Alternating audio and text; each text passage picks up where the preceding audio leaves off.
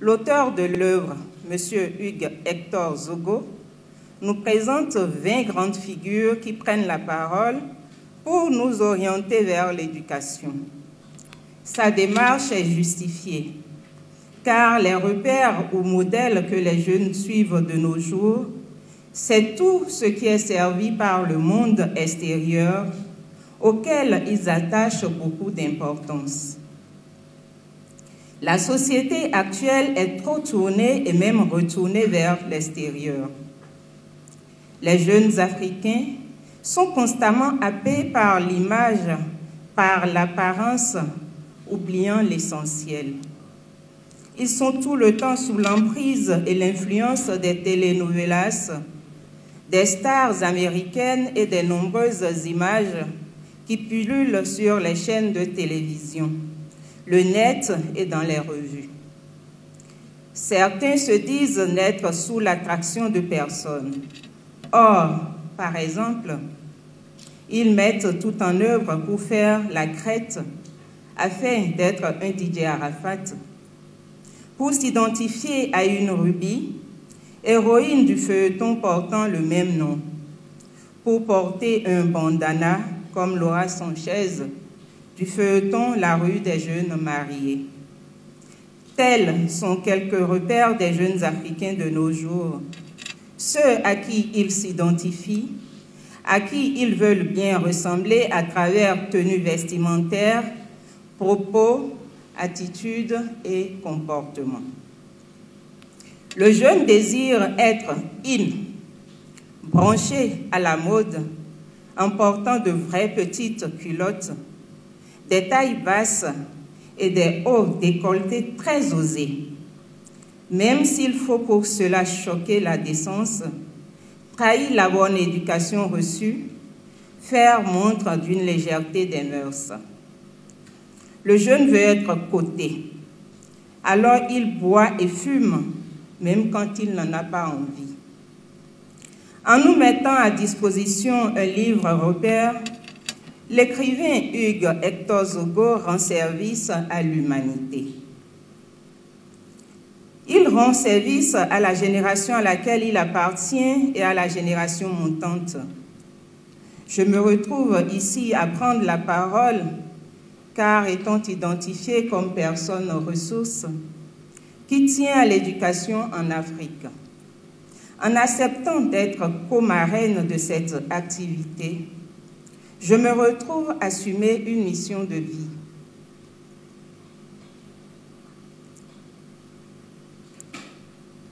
Je suis honorée de cette marque d'intérêt de l'écrivain. Je remercie vous toutes et vous tous qui avez accepté d'être là pour le soutenir. Je rassure l'auteur de cette œuvre à pouvoir donner tout mon possible pour faire prendre l'œuvre à plusieurs personnes, se retrouvant dans mon cercle. Merci à tous. Très bonne cérémonie de lancement. Je vous remercie. Parlant de valeurs, cela a toujours été sa préoccupation majeure. Et quand les valeurs ne sont pas respectées, il quitte. Quand il se rend compte que les gens vivent dans la fausseté, il quitte ce milieu. Et dans la vision d'aujourd'hui, où tout est presque faux, pour ne pas dire que tout est faux, il est important de pouvoir rappeler aux jeunes que les choses ne sont pas comme ils pensent, que ce qu'ils font n'est pas forcément la norme. La preuve, vous et moi, nous avons vécu autre chose. Nos parents ont vécu autre chose. Et pourquoi ça change aujourd'hui? Pourquoi leur enseignons-nous autre chose que ce que nous avons vécu? Pourquoi les laissons-nous faire autre chose que ce que nous avons appris? c'est notre devoir. Et si nous n'avons pas pu le faire à une échelle plus grande, notre jeune frère a eu la démarche de nous rassembler, de nous identifier, quelques-uns, certainement pas tous. Je suis sûre qu'il aurait voulu avoir plus de témoignages, mais il avait la limitation des pages, certainement, il a dû s'arrêter à quelques-uns. Donc c'est de notre devoir de transmettre. L'idée de ce livre est fabuleuse, car la transmission dans notre domicile a ses limites. Mais mettre toutes ces idées dans un livre est un testament que l'on lègue à la génération future, leur montrant qu'on peut faire autre chose, qu'on peut faire les choses différemment, et que la recherche du gain facile, la recherche de la facilité à tout prix, vivre sans valeur ou avec des valeurs précaires n'est pas forcément la meilleure des choses à faire. C'est pourquoi je loue la démarche de Hugues, que dis-je? Moi je l'appelle plutôt Hector. Parce que pour moi, Hector, c'est le grand, c'est le courageux, c'est le fort. Et c'est ce qu'il symbolise pour moi, et c'est tout ce que je le souhaite tout le temps, d'être Hector. Hector n'est pas n'importe qui. Il y a toute une symbolique derrière ce mot. Et je souhaite de tout mon être que ce nom que vous portez puisse vous porter. Pour que, justement, les générations futures bénéficient de votre courage. Parce qu'en réalité, Hector n'est pas riche et il ne court pas derrière la richesse. Il donne à cœur ouvert. Et je sais que selon les lois de la nature, lorsque l'on donne, on ne fera que recevoir. Et je sais qu'un jour, tout ce qui est donné sera remis, sera redonné au centuple. Pour revenir donc à notre livre, je voudrais dire que c'est une démarche fort louable. N'ayant pas toute la connaissance des valeurs, mais sentant l'urgence de pouvoir aller chercher auprès des milliers de personnes qu'il côtoie, des autorités de tout genre, quelques-uns pour transmettre le message aux plus jeunes. Merci pour la démarche et j'espère que chacun de nous l'apprécierons à sa juste valeur et que nous ferons lire tout ou quelques parties de ce livre à nos enfants et que nous trouverons les moyens au-delà de le faire lire, de le transmettre à travers de petits sketchs, de petites vidéos, de petites paroles pour que ça aille plus loin que le livre. Je vous remercie. Je voudrais, cher ami Hector, te remercier pour l'honneur que tu me fais d'être ici ce soir, l'honneur ou la surprise que tu m'as faite en me choisissant comme préfacier. Je ne sais d'ailleurs toujours pas pourquoi, mais bon, merci pour cela. Quand tout a été dit, il faut savoir se taire pour écouter la voix du silence. Alors cette voix de silence, nous allons l'écouter justement à l'école à laquelle Hector nous amène, nous remet. Il n'y a pas d'âge pour apprendre, donc il n'y a pas d'âge pour reprendre le chemin de l'école. Nous allons donc repartir à cette école dans le silence de chaque mot, en écoutant les valeurs racontées par les différents auteurs, les différentes personnes, les différents témoins, les différents sages. Nous allons faire ce voyage éducatif à travers les pages de ce livre.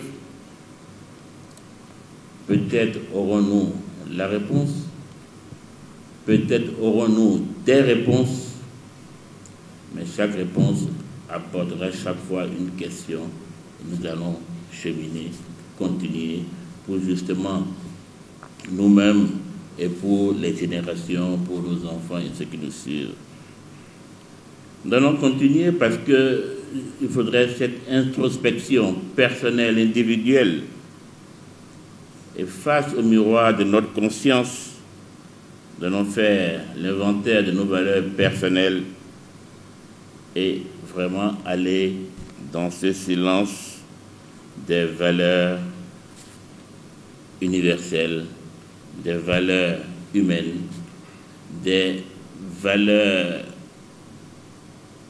bases de notre société authentique. C'est sur ces mots que je vous dis, tout a été dit. Merci à tout le monde. Hector Hugues Zogo, que j'ai connu il n'y a pas longtemps, il n'y a pas très longtemps, mais je l'ai connu comme un intellectuel très lumineux, très brillant. Et je l'ai aimé. Et depuis, nous sommes restés ensemble. Et il m'a émerveillé par le sujet qu'il a choisi, sur lequel il a choisi d'écrire des valeurs. Tellement j'ai constaté que ça a tellement de valeurs que lorsque j'ai remué mes méninges pour me rappeler les souvenirs de la Bible, et j'ai connu deux jeunes dans la Bible qui ont été brillants. Le premier était très puissant par la force. Il s'appelle Samson. Le second, il était également très puissant par les valeurs. Il s'appelle Joseph. Et je peux vous poser la question de savoir qui est le plus puissant des deux. Samson avait tellement de force qu'il pouvait déchirer un lion avec la main. Il pouvait arracher le portail du temple avec la main parce qu'il avait la force. Mais qu'est-ce qui a été son point faible? Il a échoué devant une femme qui s'appelle Delilah. Et ses ennemis l'ont pris, ils l'ont rasé et ils lui ont retiré sa force. À la fin, il n'avait plus de force. Et ses ennemis lui ont crevé les yeux. Alors le second, qui s'appelle Joseph, lui, mais la femme d'un certain Potiphar était venue le voir dans sa chambre, a enlevé ses habits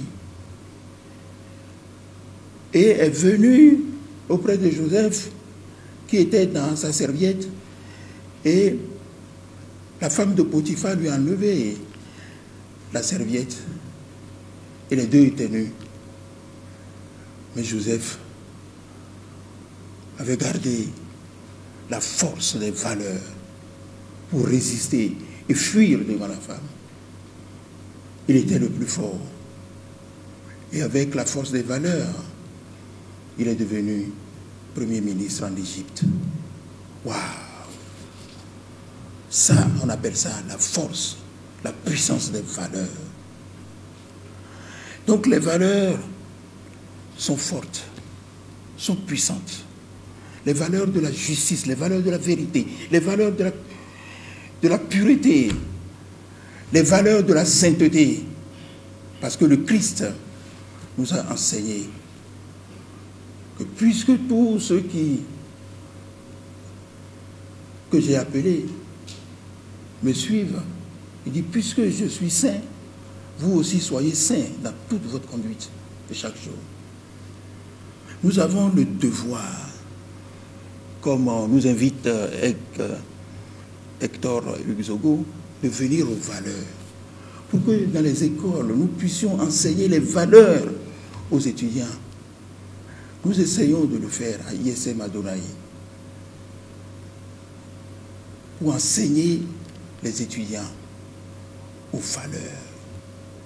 Ce n'est pas facile dans l'environnement dans lequel nous sommes aujourd'hui.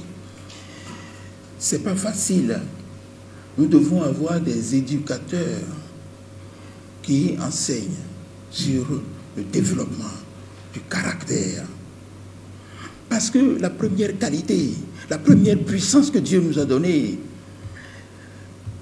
c'est l'image, c'est le caractère de Dieu. Il ne nous a pas donné d'abord la puissance, il nous a donné le caractère. L'homme, tu ressembles à Dieu. Le caractère de Dieu, le caractère divin. Et ce caractère, nous devons tout faire pour nous approprier cela. Et donc, je ne dirai pas grand-chose, cher Hector Zogo. Vous avez choisi un sujet sur lequel nous continuerons longtemps et longtemps encore, et peut-être jusqu'au retour de Jésus-Christ. Nous serons toujours en train de travailler là-dessus, pour que nous-mêmes, nous puissions nous revêtir le caractère de Dieu, les valeurs de Dieu, y compris jusqu'aux valeurs de la sainteté. Nous devons être saints dans toute notre conduite, comme veut le Christ. Et donc, je dirais que l'essentiel a été dit par tous ceux qui ont commenté, les docteurs, tous les docteurs qui sont arrivés ici pour commenter le livre. J'ai pris bonne note. Et je dis, nous allons, ce livre, nous allons le vulgariser au sein de tous nos étudiants, que ce soit à Cotonou, que ce soit à Abomey-Calavi, que ce soit à Pobé, parce que nous avons créé un centre tout récemment à Pobé, et nous sommes allés à Parakou, au Togo, nous sommes partis à Takwame, à Lomé, à Kara, et puis à Abidjan. Nous allons, parce que ce livre est destiné à l'Afrique, à la jeunesse africaine. Et je dis bravo à Hugues Hector Zogo, que le Seigneur te bénisse et te remplisse encore toujours d'intelligence. Parce que l'intelligence est auprès de Dieu. Et nous disons toujours à nos étudiants, Dieu dit, je vous remplirai d'intelligence. Tellement d'intelligence que cette intelligence sera supérieure à celle de tous vos ennemis. Vous n'aurez pas d'ennemis. Vous serez plus intelligent que vos ennemis. Et Dieu dit encore que vous aurez tellement de sagesse et d'intelligence qu'elle sera supérieure à tous vos maîtres. Waouh! Tous vos maîtres. Et pour finir, ça se trouve dans Psaume 119, le verset 99 et le verset 100. Vous aurez plus d'intelligence, plus de sagesse que même les vieillards. Waouh! Nous, on est déjà en train de partir, n'est-ce pas? Et la jeunesse, tout ce que nous pouvons donner à la jeunesse, et avec vous, eh bien, nous le ferons. C'est un engagement de notre part de travailler avec les jeunes. Que le Seigneur Adonai vous bénisse. Amen. Mesdames, Messieurs, très chers, respectés dans vos grades et rangs, d'accord? Je vous fais hommage. C'est bien respecté, d'accord? Donc, je pourrais continuer. Je voulais dire un mot sur la démarche utilisée par l'auteur. Nous savons qu'en Afrique, lorsqu'il y a un problème, on va chercher le sage du village. On va chercher le sage de la famille. Alors, ce qu'il a fait pour s'adresser à la jeunesse de son temps et à la jeunesse de l'Afrique en général, c'est qu'il est allé chercher les sages de son temps. Il a donc fait un travail louable qui a consisté en un premier temps à identifier dans tous les rangs possibles les figures de sagesse, les figures de valeur qui représentent pour lui les éléments de valeur qu'il se donne pour tâche de transmettre. Je voudrais le remercier pour ce travail. Il a, pendant les dernières années, pendant plus de 7 ans que je le suis, il n'a pas arrêté d'identifier et de ramener ces valeurs-là en personne et de leur donner la parole. Ils doivent s'exprimer. Il a fait à sa manière, il a initié ce palme d'or des droits et valeurs qu'il s'évertue à donner à chaque valeur qu'il identifie, par moment ou chaque année. C'est donc une démarche de sagesse. C'est une démarche à la fois spirituelle et africaine. Spirituelle parce que les personnes âgées constituent des références qui ont d'abord été ce qu'ils sont, avant de pouvoir faire venir les âmes qui doivent incarner à travers eux. Et c'est la raison pour laquelle, dans notre sagesse, nous devons toujours faire recourir à des valeurs qui ont été avant nous. Ça ne veut pas dire que si ces personnes, ces aînés, n'incarnent pas les valeurs, on doit les suivre bêtement, mais non, il faut faire le travail qu'il a fait, identifier ces aînés-là même qui incarnent les valeurs. Les gens pensent que les valeurs sont relatives. Chacun peut définir comme valeur ce qu'il veut. Mais non, à travers Hugues Zogo, l'auteur, nous avons appris que les valeurs sont universelles. Alors, ne pouvant donner le micro, ne pouvant tendre le micro à toutes les personnes identifiées, il en a choisi quelques-uns qui pourraient transmettre donc les valeurs qu'il a identifiées. Et donc, ceci dit, nous pouvons nommer sa démarche une démarche de « il a consulté les aînés, les références de valeurs ». Il les a consultés, pourquoi? Parce qu'il a senti l'urgence d'orienter la jeunesse de son époque, qui visiblement est en agonie, tant psychiquement que spirituellement, mais aussi physiquement. Et donc c'est ce constat qui valablement motive son ardeur silencieuse à travailler de façon déterminée à cette cause très très noble.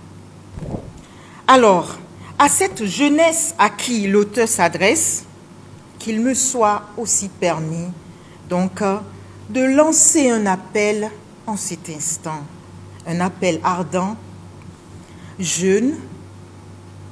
Les valeurs définissent notre être tout entier. Et au-delà, elles font de chacun de nous des hommes véritables. Aller donc à la conquête des valeurs, c'est d'abord faire preuve de recherche de soi. Aller à la conquête des valeurs, vivre d'après les valeurs et les conserver afin de les transmettre à leur tour, bien sûr après les avoir mûrir et fait évoluer davantage, eh bien je disais, aller à la conquête des valeurs, c'est chercher à être homme. C'est sur ce que je remercie tout un chacun ici. Je remercie les aînés qui accompagnent cette haute et noble action et je vous remercie pour m'avoir donné la parole. Merci, cher Jules. Je tiens à remercier Hector pour tout ce qu'il fait. Il est un exemple. Je ne sais pas comment lui dire de continuer, d'avoir cette force-là, de continuer. Mais je compte sur le Seigneur. Il va te donner la force. Parce que nous avons besoin des gens comme toi. Oui, au terme de ce voyage avec l'école des valeurs, je reste persuadée que la richesse et l'intérêt notés au cours du déroulement du présent lancement portent en eux les mots de gratitude à la hauteur du temps consenti par chacun de nous. En effet, il est vrai que les aspects, objets des différents témoignages de cet après-midi, ont été presque tous abordés sous différentes formes dans le livre « À l'école des valeurs ». Il n'en demeure pas moins vrai que les rappels, les détails, les synthèses, les précisions de chacun de vous enrichissent et vont encore enrichir pour longtemps ce que nous avons lu, vécu. Je voudrais vous dire à tous ici présents, merci pour vos apports. Les moments vécus ensemble sont autant d'éléments qui ont contribué à façonner ce jour, 25 mars 2023, je dirais, une pierre précieuse et indispensable à l'édifice de sauvetage et de la valeur de la foi, de la santé, du travail, de la morale, de la justice, de la dignité, du sens de l'honneur, de la paix, en bref, le bien-être de l'humanité. Ainsi, se déduit-il de chacun de nous qui se sent à cet instant précis et pour le reste de notre vie chargé de répandre et de faire répandre la parole et surtout en acte les précieux messages d'éducation, de conviction, d'engagement, de réussite, d'identité, de culture et de civilisation qui ont jalonné les pages du livre de la communication de ce jour. Permettez-moi de compter sur la dimension très volontariste de votre présence ici pour vous dire, au nom de tous ceux qui ont contribué de loin ou de près à la réalisation de ce livre, de vous dire merci. Merci pour tout ce que vous avez fait, parce que ce livre est une richesse pour nous. Oui, c'est une richesse. Nous devons lire et relire et faire relire à nos enfants. Oui, merci est le mot. Et c'est toujours par ce petit mot que nous demandons à l'Éternel de continuer à bénir Hector Zogo. Je vous dis encore merci. Je n'ai pas grand-chose à vous dire plus que ça. Mais sachez que votre présence ici a rehaussé cette cérémonie et nous comptons sur vous pour véhiculer les valeurs qui sont dans ce livre. Je vous dis encore merci. Merci. J'ai été interpellée par cet écrit, disais-je, mais j'ai aussi été interpellée parce que voilà un jeune qui nous parle d'éducation. Habituellement, ce n'est pas la préoccupation des jeunes. c'est plutôt les vieux comme nous qui continuent à taper aux oreilles des plus jeunes en leur parlant d'éducation. Donc cette fois-ci, le sens du message est inversé et cela m'a interpellé. Je me suis dit qu'il fallait voir comment un jeune pouvait présenter le rapport à l'éducation et intéresser les personnes de son âge, jeunes parents et des moins jeunes que lui, futurs parents. Et à ce titre, je crois, j'espère que ce mouvement, ce cri d'alarme qu'il lance, va faire école. Nous sommes tous quotidiennement en train de déplorer le comportement de nous-mêmes, nous tous ensemble. Et attaquer le problème par faire le diagnostic, c'est une chose, mais proposer des solutions pour régler ce problème de valeur dans notre pays est un challenge énorme. À la parole qui éduque, je voudrais attirer l'attention qui ne veut pas seulement parler pour éduquer. Il faut aussi l'exemplarité. Notre comportement quotidien doit servir à éduquer ceux qui nous observent, ceux qui viennent après nous et parfois nous dévancier aussi, qui peuvent continuer à apprendre de nous tous les jours. Je dis ça parce que, encore une fois, les jeunes pensent que ce sont les vieux qui parlent d'éducation, mais ne vous y trompez pas, les jeunes. Nous vous regardons aussi et nous apprenons de vous. La preuve, si je sais taper sur TikTok aujourd'hui, c'est pas moi, c'est bien des plus jeunes qui me l'ont appris. Donc, nous apprenons de vous dans tous les domaines. Et je voudrais inviter pour finir, pour ne pas être trop long, tous ceux qui sont dans cette salle à devenir des pèlerins, des apôtres, si j'ose dire, de cette éducation aux valeurs. On l'a dit, ces valeurs sont multiples, multiformes, en commençant par nos valeurs culturelles. Nous sommes d'une société, elle n'est pas égale ni identique à une autre. Nous devons garder notre identité. Ça, c'est la première chose. La deuxième chose, même si nous parlons le français, la deuxième chose, nous avons des traditions familiales que nous devons continuer. Familiales, sociétales, je ne peux pas parler au nom des sociologues ici, moi je suis médecin, je ne suis pas sociologue, mais nous avons des valeurs que nous devons continuer à cultiver parce qu'aujourd'hui, elles sont méconnues, mais je suis certaine que ces valeurs-là